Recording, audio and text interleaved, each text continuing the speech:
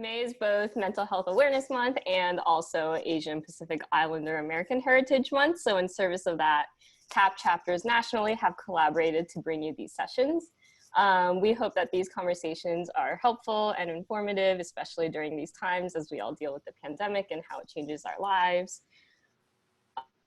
So before we get started, we'll quickly go around and introduce the hosts of our event today, and I will kick us off. I am Connie, the technology chair for TAP New York. Hi everyone, I'm Karen, co-president of TAP Boston. Hey everyone, I'm Alex. I'm the social and cultural chair for TAP Boston. Hi, and I'm Angel, the TAP president for Seattle chapter.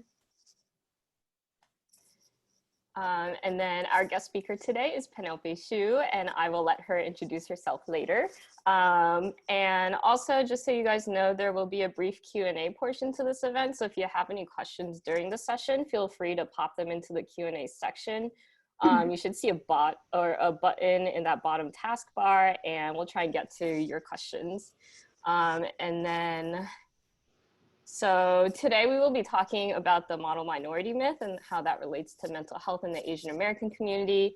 I'll just give a quick overview here, as I'm sure many of us have heard of or are familiar with this term by now.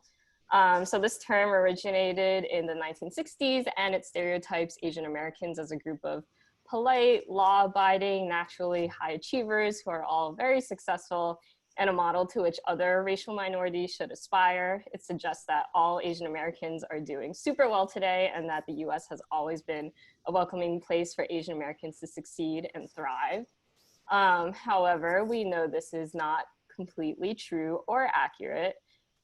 Perhaps the clearest example of this is how hate crimes against Asian Americans have spiked in recent months in light of the coronavirus pandemic, which serves as a pretty clear reminder that despite being seen as the model minority, we can just as quickly be seen as a threat, an un-American, and a perpetual foreigner. This myth also assumes that all Asian Americans are the same, despite significant disparities across our community in pay inequality, educational attainment, and even citizenship status. So what does it mean for us as individuals when such pressures and stereotypes have been cast upon our community?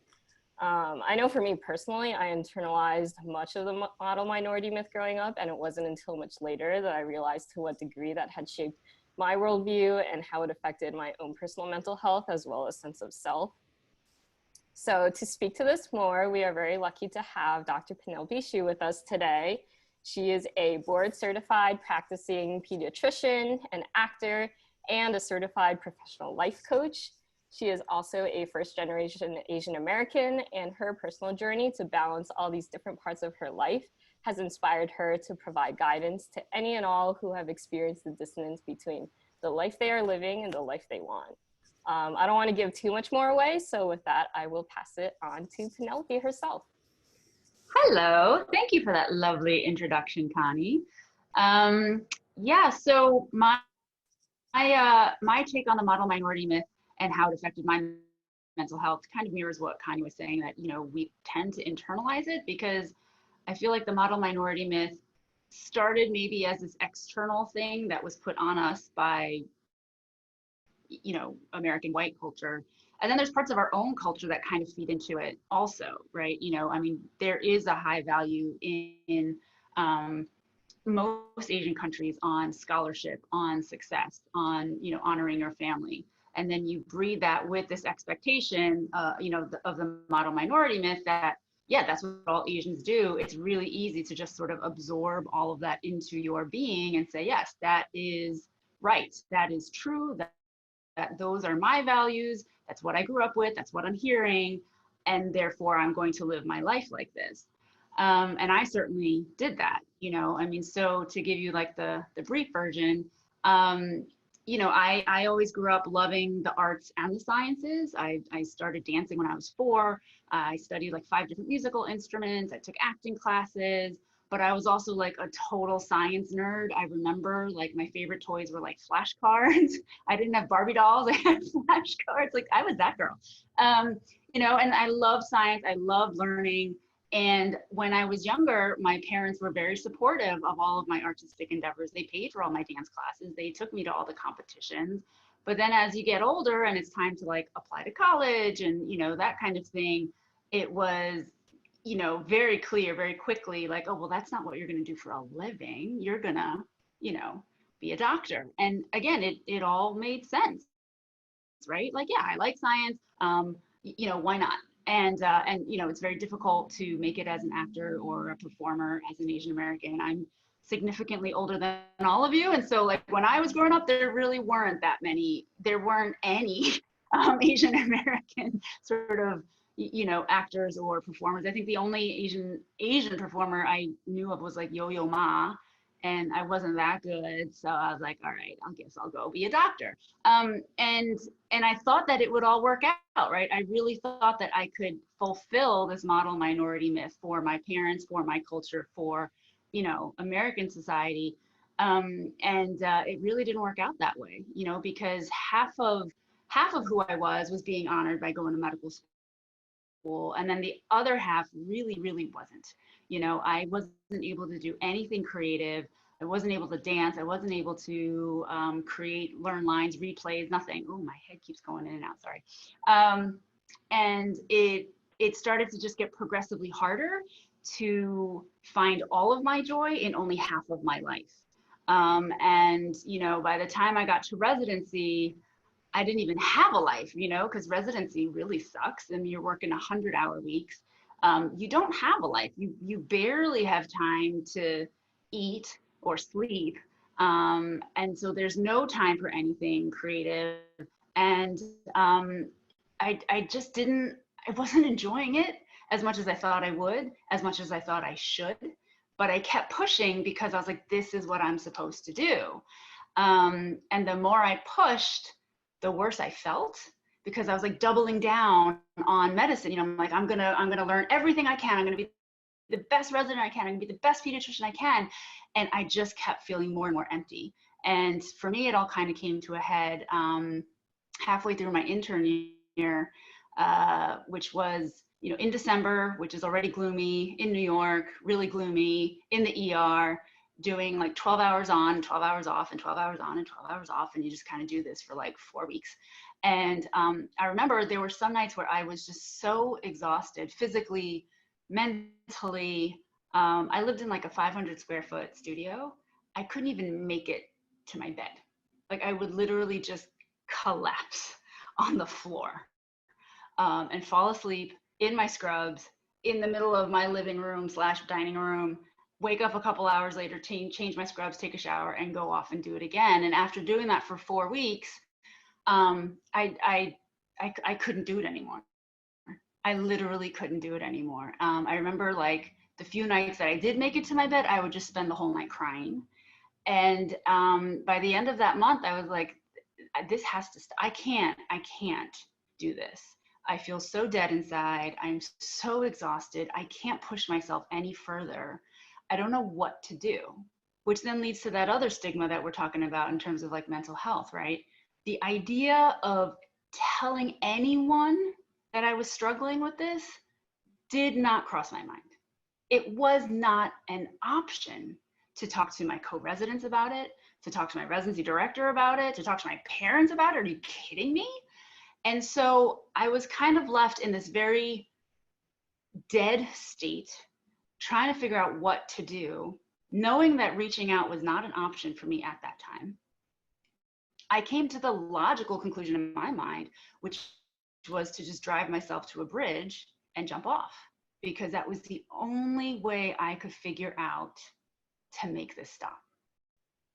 And I sat there at the foot of that bridge for what felt like hours, literally doing the pros and cons and figuring out the logistics of like, you know, trying to look at the current, trying to figure out how fast it was going, so I could figure out how far I would float by morning, so that, you know, would it be far enough that my parents wouldn't have to find me and never have to talk about it. I remember thinking like about the water temperature and hypothermia and how long it would take. And, you know, with my body weight, if I took off all my clothes, I would probably freeze to death in about 11 minutes. So I probably only really feel cold for about 8.5. And I thought I could deal with that. And somehow through all of that, you know, I heard the voice of my dead grandmother, my nai, like in the back of my head, just being like, not like this and not today. Not like this and not today. And she just kept saying it over and over and over again. And I just kind of held on to that. I obviously didn't jump. And I quit my residency the next day. But I still never told anyone about the bridge. I didn't tell my residency director when I went the next day. I just said, I can't do this. I never told my parents. I actually never told anyone about the bridge story until I started being a coach. And I started being hired to like do these types of speeches and stuff. And I had actually repressed the memory of the bridge story for close to 15 years. I totally forgot about it. And it wasn't until I was giving a speech about sort of like, how did I get to hear this very interesting journey of mine? And I was like, yeah, how did I get here? I know I quit my residency. What was going on? I was really stressed out. And I'm like, no, wait, there was something more. There was something bigger than just being stressed out. And I literally couldn't figure it out. And I thought about it and I had to go back like, all right, I quit halfway through my intern year. It was December. I was in the ER and then it all came back to me literally 15 years later. And I had just completely repressed it. And I started bawling and I'm like trying to write up this speech. And I'm like, I mean, it was a hot mess. But since then, I've talked about this bridge story like ad nauseum at this point. Julie's heard this like 50,000 times. And it has lost its control over me. It has lost its power over me because I've overcome the stigma of it, right? I've had to live through it, figure out a way to come to peace with it, and come out the other side with a much healthier perspective, you know, wherein I don't feel any sort of shame about talking about this anymore. And my hope by doing talks like this is to make it more normal and to destigmatize all of that stuff that we have around mental health as Asian Americans that is completely intertwined with the model minority myth. So that's my story. Who's John? I don't know who John is, but thank you. Thank you. So yeah, I don't know where else we want to go. I mean, I can keep talking about my own journey or no, nobody.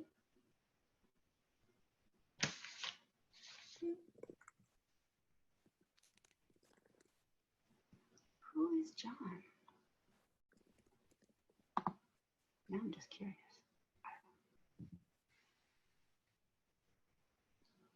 Okay.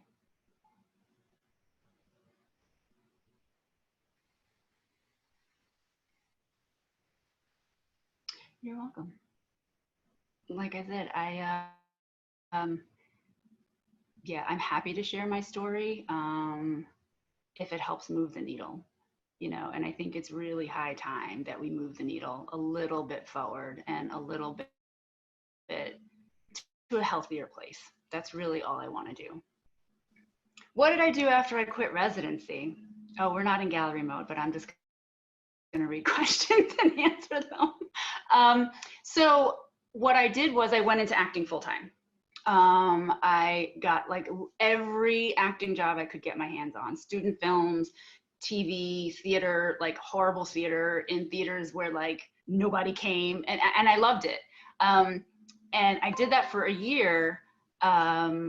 And interestingly, again, I still wasn't fully balanced, right? Because I quit residency and I just did acting full time for a year, but then the science part of me started to get neglected. And so after a year being an actor full time, I actually had this very bizarre epiphany of like, oh my God, I miss medicine. I actually miss taking care of people. And so I went back to residency. But when I went back, I told my residency director and I told everyone that like, I had to be able to perform throughout my residency. I couldn't go back to doing things the way I'd done it before. And I did. I did a play my third year.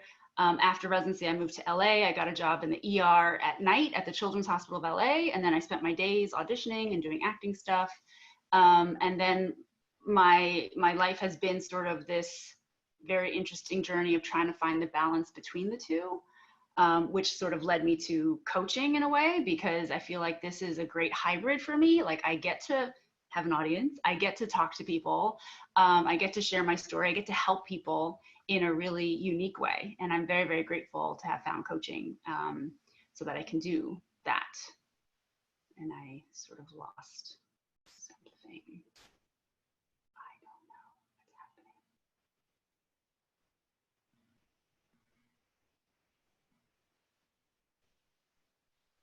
I hope that answers your question.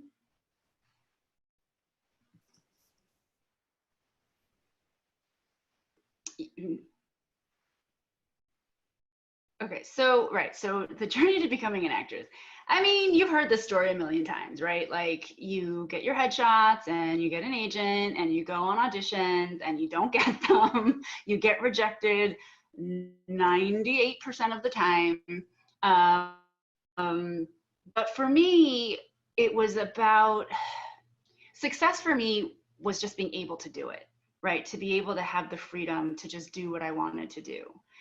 Every gig that I got, I was so proud of myself, you know, even if nobody else cared, you know, I'm like, I got a Prunes commercial. Like it was like the best thing in the world. And like that Prunes commercial ran forever. Like everybody saw that Prunes commercial.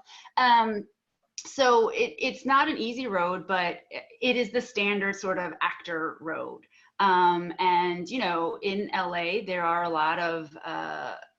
lot more opportunities, I think, for Asian American actors and stuff, because it's just a little bit more of a robust community. So I found a theater company that I was a part of and stage managed, and you know, you have to work for it. And that's one thing that, like, I will say, as far as overcoming all of these stigmas and kind of breaking out of them is not easy. It's really not easy. It does require having difficult conversations with your family, which is something that we're going to talk about. It does require a ton of soul searching. It does require a lot of work and some sacrifice.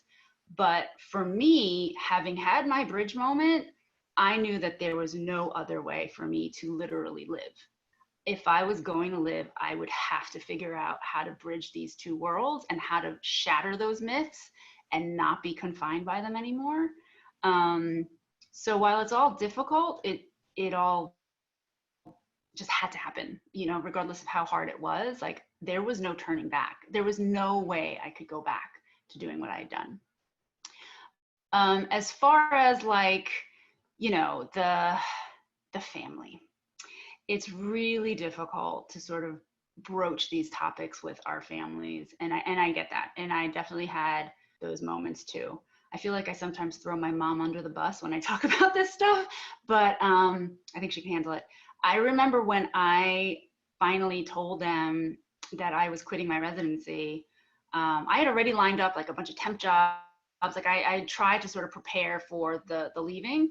And when I finally told my mom that I was quitting to do acting, she said very clearly and very calmly, you're not welcome in my house.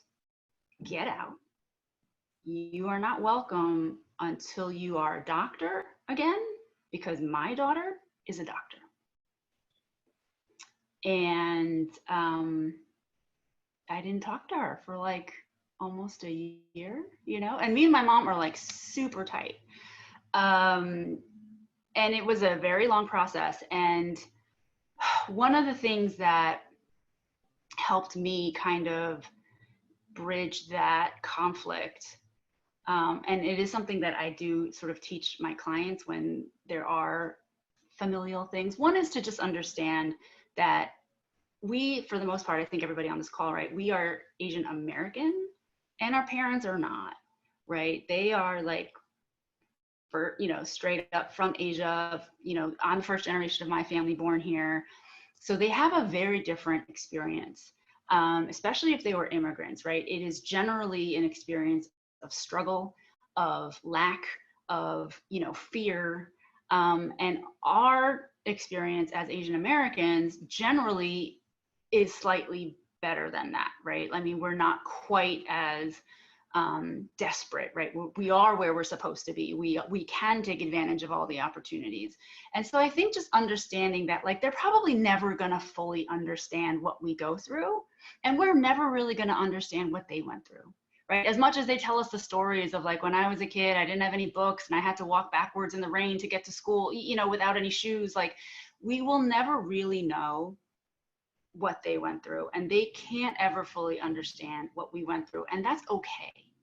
It's okay. It's not about, like, you have to see it my way, and it's not about they're right, we're wrong, we're right, they're wrong. I think a lot of it comes down to just having mutual respect for their story, and hopefully that they have respect for yours. And I think one of the skills that I do find helpful is a compassion exercise. I don't know, have you guys heard, and I don't have a view of anybody other than the organizers. Have you guys heard of the loving kindness meditation, or like that practice of compassion? So essentially, the concept of compassion is being able to feel what somebody else feels, right? And a lot of times when it comes to our parents, we don't feel what they feel, they don't feel what we feel, and it feels like we're on opposite sides of a battlefield. And with self-compassion, the exercise is essentially finding all of the similarities rather than all of the differences. And so you know, as it relates to, like, our parents, the exercise is saying something that starts with just like me. So just like me, my parents want to be safe. Just like me, they want to be healthy. Just like me, they want to be respected. Just like me, they deserve to be respected. And the idea is to kind of start to understand that, like, you're not that dissimilar. You may have very different approaches to how you get there, but ultimately your parents love you, you love your parents, you know that everything they did was for your best interest. It just kind of comes out in weird ways, you know? I mean, a lot of our parents don't really know how to talk about their feelings, and talking about your own feelings makes them uncomfortable, and it's all very awkward. But underneath it all, if you can remember that you do have a commonality, that you do love each other, respect each other, and they are just like you, they want to be heard. They want for you to be safe and secure, as do you, right? And you want them to be safe and secure. You want them to be healthy, you know? And so if you can start to reframe things as instead of, like, me against them, and just sort of try to find the commonality, for me, that was very helpful, because, I mean, again, I'll use my mom as the best example. Like, we used to have these huge fights, and I resented her. I resented her for, like, pushing me into medicine and all that kind of stuff. And I would throw it in her face all the time. And she would throw it back in my face. Well, like, you know, you live a nice life now. So that's thanks to me. You know, I pushed you to medicine. So I'm responsible for all of the things that you have. And the fact that you own an apartment, that's, you know, I did that for you. And I'd be like, well, you don't even know the depths of, like, how much therapy I've needed, you know, just to, like, cope with you. And it was just these battles that we would get into. And when I started to do this, like, just like me thing, it forces you to think, like, how are they just like me? How could she possibly be like me? You know, what would drive her to drive me so hard and to make me so miserable? Like, what was driving her? And obviously what was driving her was her desire for me to have a better life than her, you know? And then I get really emotional, you know? And then it's like, oh, right. Like, she's not just being a hard ass, you know? Like, it comes from a place of desperately wanting me to succeed. And I desperately want to honor that, you know? And so how do I do that without screaming at her? You know, how do I do that and still feel like I need to have my voice heard too? And that's what started for me to open up a different way of communicating with my mom, wherein, and it's not easy, and it does make it, it requires a level of vulnerability that we are not used to in the Asian culture. And it requires a level of vulnerability that most people are not comfortable with. But I remember, and I learned all of this in my coaching program, I remember starting conversations with my mom by saying to her, I respect you, I love you. We obviously don't see eye to eye on this topic, and that's okay, right? I'm not gonna try to convince you that I'm right. Please don't try to convince me that you're right. Let's just find the middle ground. Let's find the solution. And if things start to get heated, and this is like another practical tool, if things start to get heated, I want to end the conversation. Because what I started to realize was I deeply love my mother, and I know that she deeply loves me. And every time we would go at it, it would hurt, you know, like it hurts to scream that loud. It hurts, like my mom would be cursing at me, you know, she'd be calling me a bitch, you know, and like it hurts. And if you do this just like me thing, you realize like, I don't want to hurt her any more than she wants to hurt me. So I'm going to stop. And I made the decision to just stop. And I told her, I said, look, if it starts to get escalated, which it probably will, I'm going to stop the conversation because I respect you, not because I'm trying to be disrespectful, but because I want to protect our relationship. I want us to have a better relationship. I want us to actually communicate and not just yell. If it gets there, I'm going to end the conversation. And she was like, okay, whatever, you know, and she just starts going. And, you know, and I would say it over and over. I said about 3 times in a row, like, Mom, I love you, I respect you, I want to figure out a solution here, but like you coming at me really ticks me off, you know, and I don't want to say something mean to you. I don't want to curse at you anymore. I don't want to yell at you. So I think we should just hang up the phone now, take a minute, maybe it takes 5 minutes, maybe it takes 5 days, but let's just calm down. And then when we're both in a calmer space, let's talk again. You know, like she just came at me again, right? And I did it 3 times, and I said the same thing over and over. I respect you, I love you, I don't want to do this, I want something better for us. And because I want something better for us, I'm going to do something different. And after doing it several times, I was like, Mom, I just can't, I'm going to hang up. If you can't stop yelling at me, I'm going to hang up. And I was like, Mom, I love you, but I'm going to hang up the phone. I love you, Mom, I'm going to hang up. And I hung up on my mother. 3 seconds later, she calls me back. Did you just hang up on me? And she is like 10 times more pissed, right? Like, how dare you? That's so disrespectful. And I just I dug into this thing of like, no, I'm not going to do this anymore. We are going to change this dynamic. And I was like, Mom, I did hang up on you. It's not because I don't disrespect you. It's because I do respect you. I'm going to hang up again. If you keep pushing, I'm going to hang up again. And she called back one more time, and we did the whole thing again, and I hung up again. And then, you know, she didn't call back. A couple of days later, I think I called her, she called me, and she was like, I cannot believe you hung up on me. And I was like, I know, I've never done that before, right? But what was going to come out of that yelling match? You know, and like, why don't we just talk about what we wanted to talk about now? And we talked it out in like 10 minutes and we were done. And I was like, see, isn't that better? You know? And she was like, well, it's still really rude to hang up on someone. And I'm like, yeah, I totally agree. It's not like I wanted to hang up on you, but I think this is a better way for us to communicate. And it really required me to hang on to this, like, she doesn't want this either. Even though she's doing it, she doesn't want to be fighting me. She wants something better for us, and I want something better for us. And it took multiple times of that. It probably took us like a year of just kind of having this dynamic. And now 4 years later, we've got it down. Like either one of us, you know, if I'm in a mood, she'll be like, oh, you are in a mood, I'm going to call you later. And she'll just hang up on me.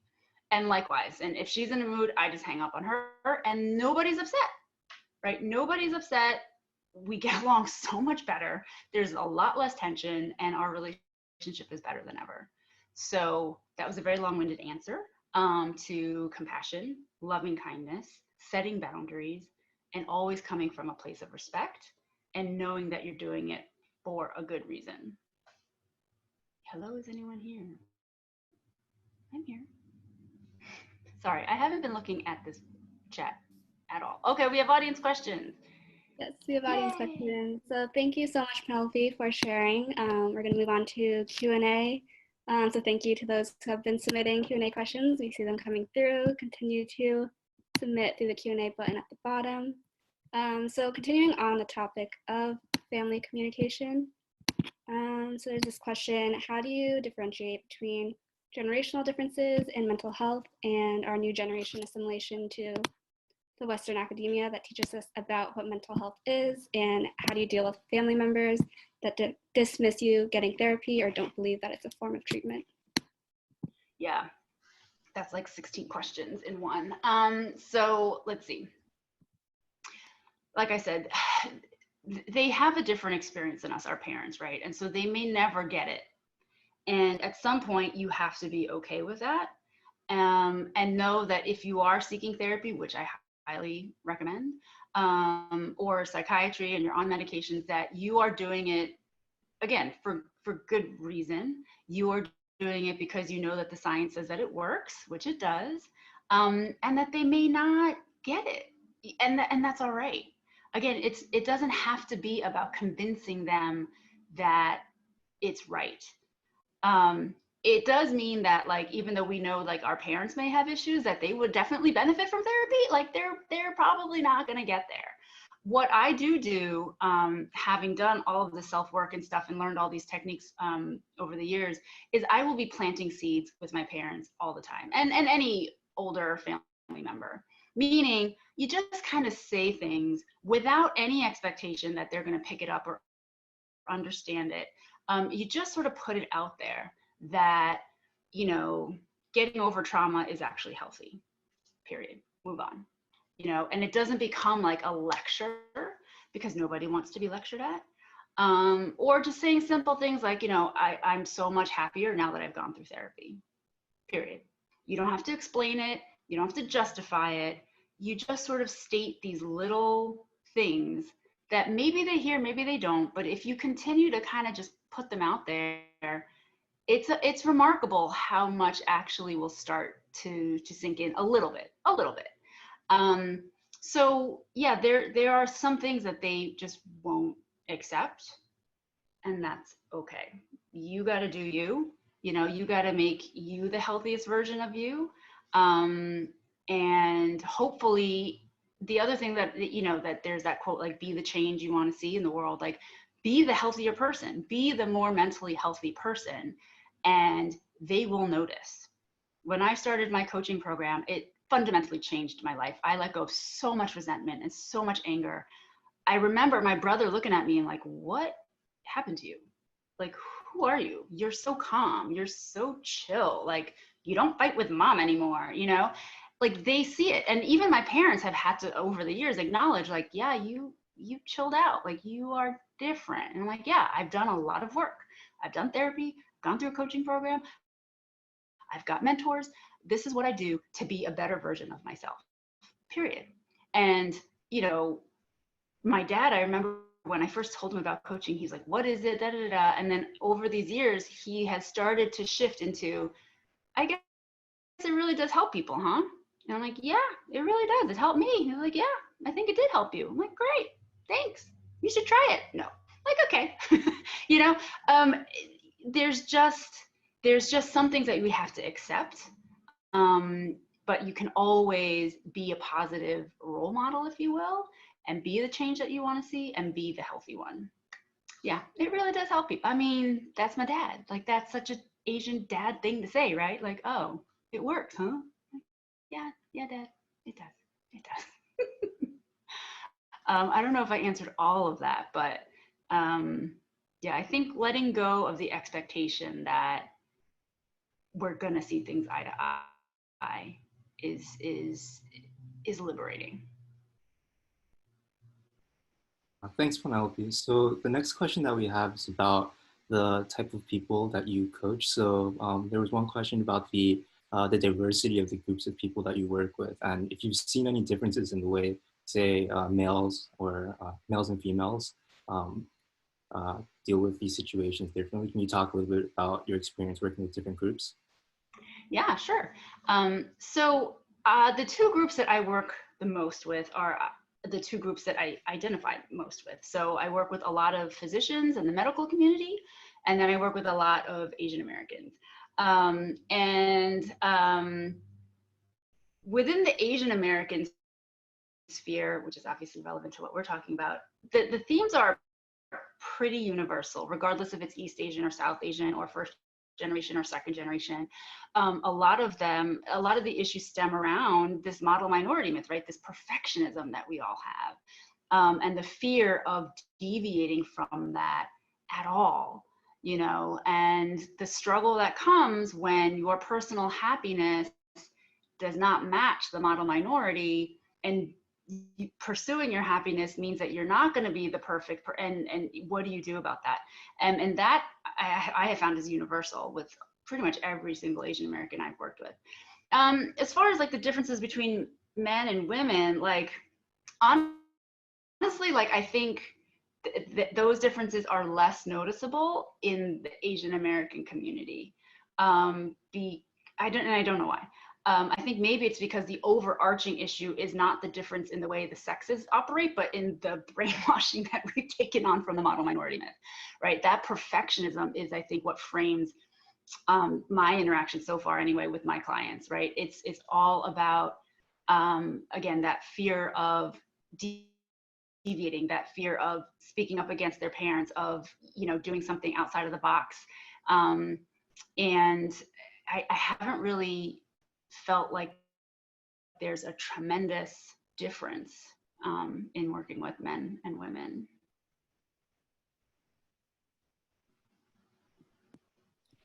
All right, we have another question. So how does one go about choosing a therapist? Is there anything we should look out for? And what if we don't like the first therapist that we choose?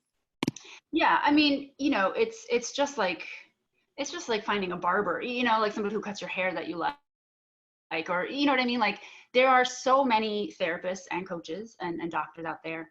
And when it comes to things like therapy and coaching, obviously it's very, very deeply personal, and you have to feel a connection to the person.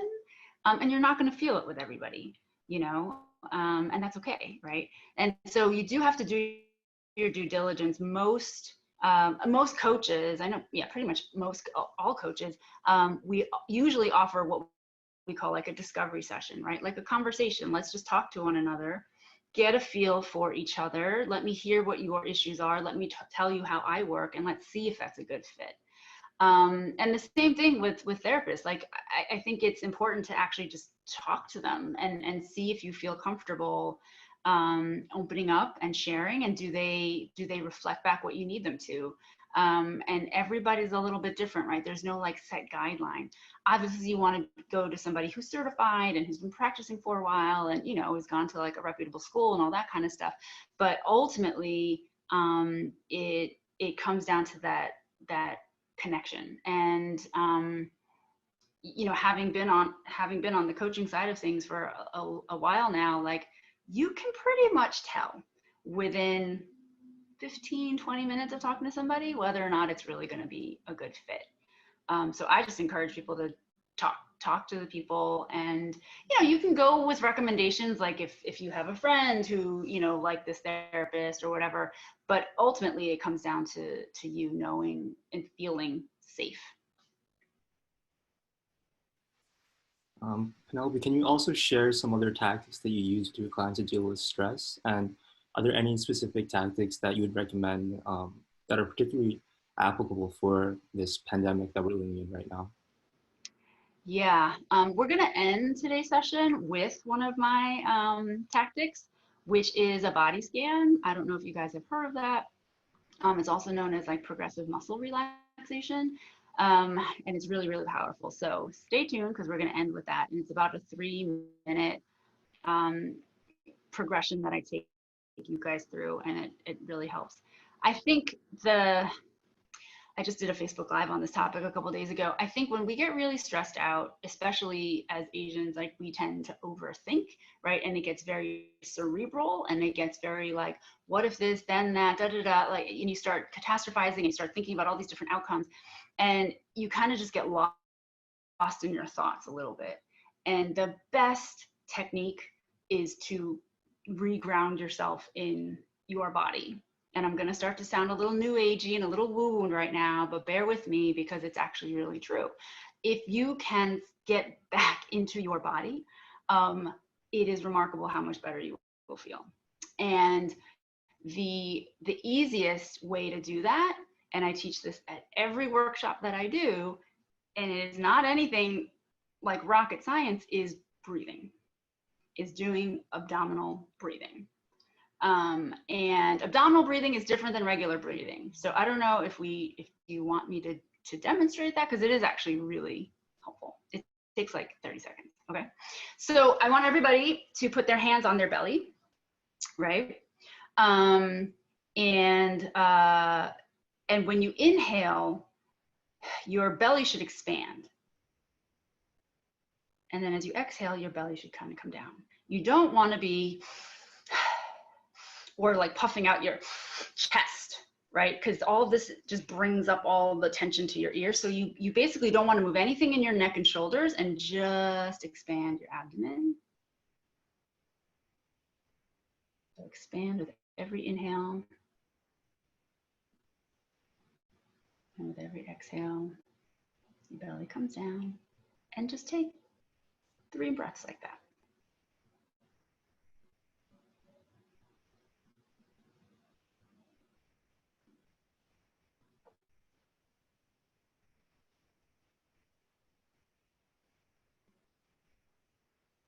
Does anybody feel anything different?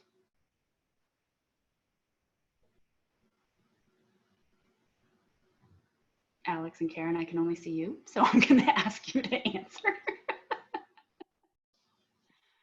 Yeah, I definitely feel more relaxed. And that's 3 breaths, right? That takes about 15 seconds. And so within 15 seconds, you can just bring it down. You can slow your breathing. You can actually calm yourself down. You don't have to spend 20 minutes on a yoga mat listening to, you know, bells chiming. Like, just breathing intentionally with your abdomen, with your diaphragm, will relax you. And so that's like a really simple technique that you can do anywhere, right? You can do it when you're on a conference call or on a Zoom meeting and you start to feel yourself stress out. Just start breathing. Nobody needs to see what you're doing, especially these days. Nobody sees what's happening on your belly, right? Just put your hands on your belly, you know, in the shower, before you go to bed, while you're doing your dish. Like, you can do it anywhere. And I always encourage my clients to like find somewhere that you can do this. Hack your life so that you are taking these deep breaths throughout the day. You know, for me, I wash my hands like 50 times a day because I'm seeing patients. And every time I wash my hands, I just take 1 or 2 deep breaths, and it just kind of keeps me going to the next patient. So find ways to just take 3 breaths. Even 1 deep breath will calm you down. How are we doing on time? I have no idea. Yeah, thank you for that, Penelope. I'll definitely keep that in mind to keep breathing. So we're almost out of time. We have one last question for you. What mental health issues have you seen come out of the uptick in anti-Asian hate crimes, and how can we as an Asian American community better support each other? Yeah, this is a tough question. Obviously, I think there is a heightened level of fear and anxiety that, you know, we are feeling, knowing that these random acts of violence are happening.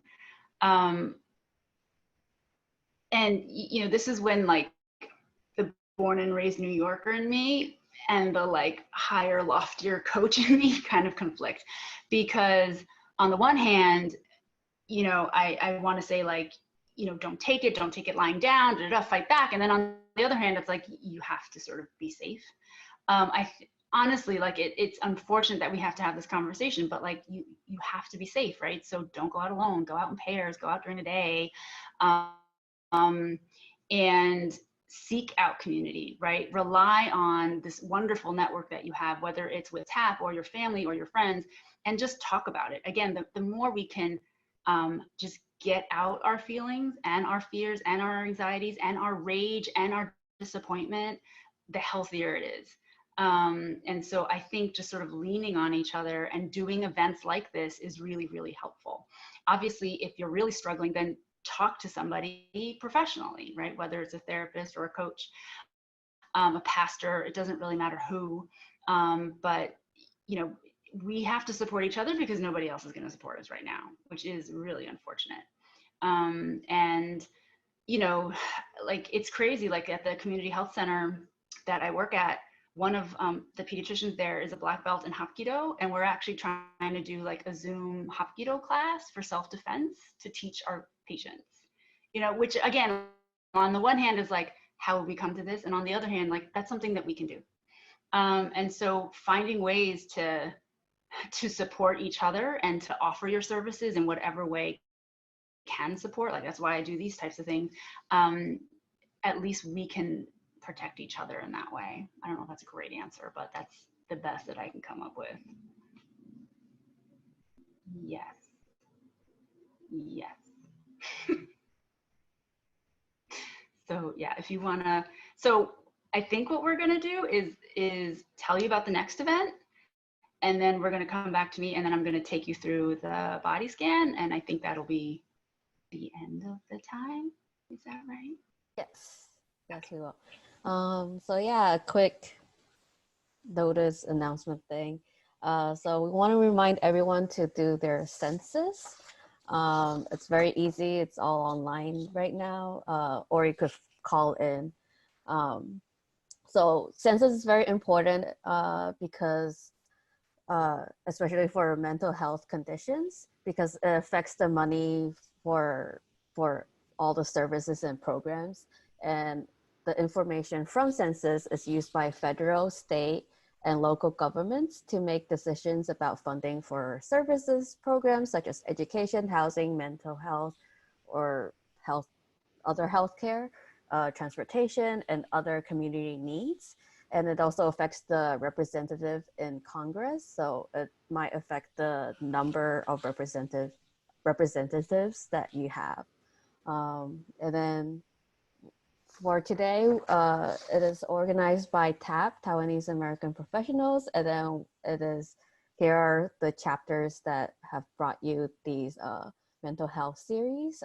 We have Atlanta, Boston, LA, New York, OC, San Diego, SF, and Seattle. And then this is their Facebook and Instagram handle. So yeah, check us out online for upcoming events. And also a quick reminder is same time next Saturday is we will have our third part of the series, which is building a mental health community, how to help a friend.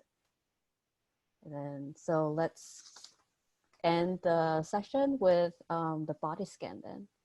All right. So for this, I want everybody to uncross everything, right? So uncross your arms, uncross your legs, put your feet on the floor. We're going to close our eyes, and you're basically just going to listen to my voice, and I'm just going to take you through from the top of your head to the bottom of your feet through a relaxing exercise, through progressive muscle relaxation. So hopefully at the end of this, you'll feel a little bit more relaxed. So close your eyes. Take some of those deep abdominal breaths.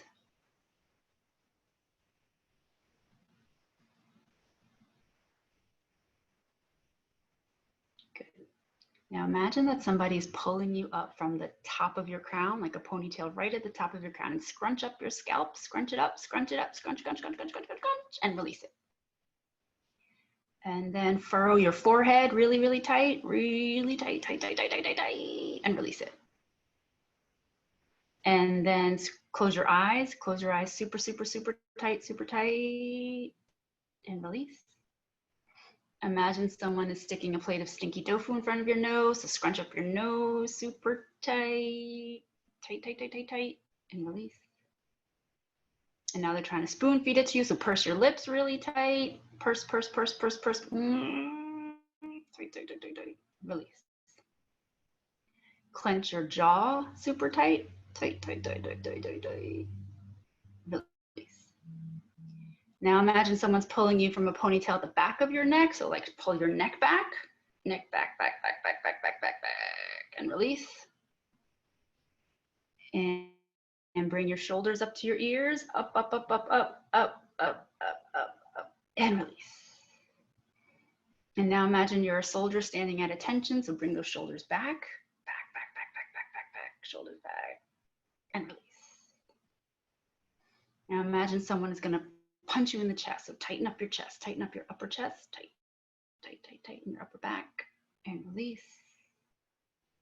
And now they're going to punch you in your lower gut. So tighten up your lower abs and your lower back, tight, tight, tight, tight, tight, tight, tight, and release. And make a muscle like Superman. Muscle, muscle, muscles, and release. Clench your fists super tight. Fists, fists, fists, tight, tight, tight, tight, tight, and release. Spread your fingers really wide, wide, wide, wide, and release.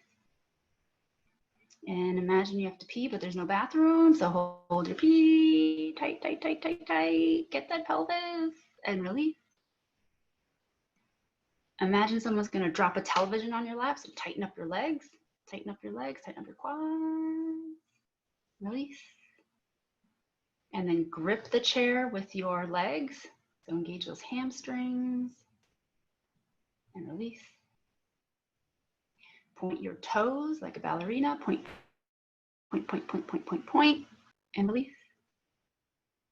And then lift up your toes, toes to the ceiling, toes up, up, up, up, up, up, up, up, up, and release. And take 2 more deep abdominal breaths.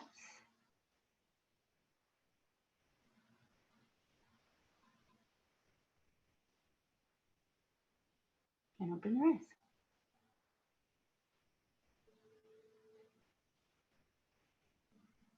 How does everybody feel? Again, I can only see Alex, Angel, and Connie. No, that was awesome. Thank you so much, Penelope. So one thing about the body scan, right?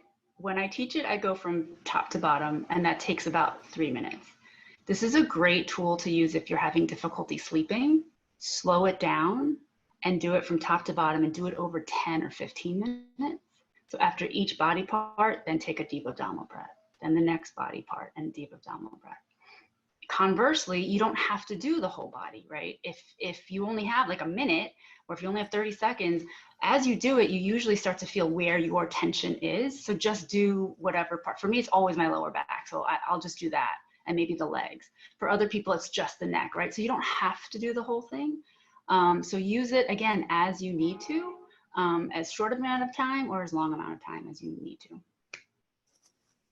Awesome, thank you so much. I will definitely be using that. My sleep patterns have been very weird during this pandemic. Yeah, this is what I teach before I ever consider medication, and I would say it works like 70% of the time for people with insomnia. Okay.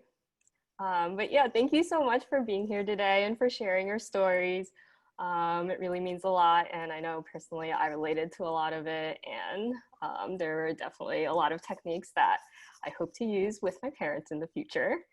So we're sorry that we didn't get to everyone's questions, but hopefully this was helpful and informative, and we look forward to seeing you all next Saturday. And thanks again to Penelope so much for doing this. Of course, and if you want to send me the questions, that's cool, because I can answer them after this. Okay, yeah, we can definitely do that. That'd be awesome. Okay, be well, guys. Thank you so much. Bye.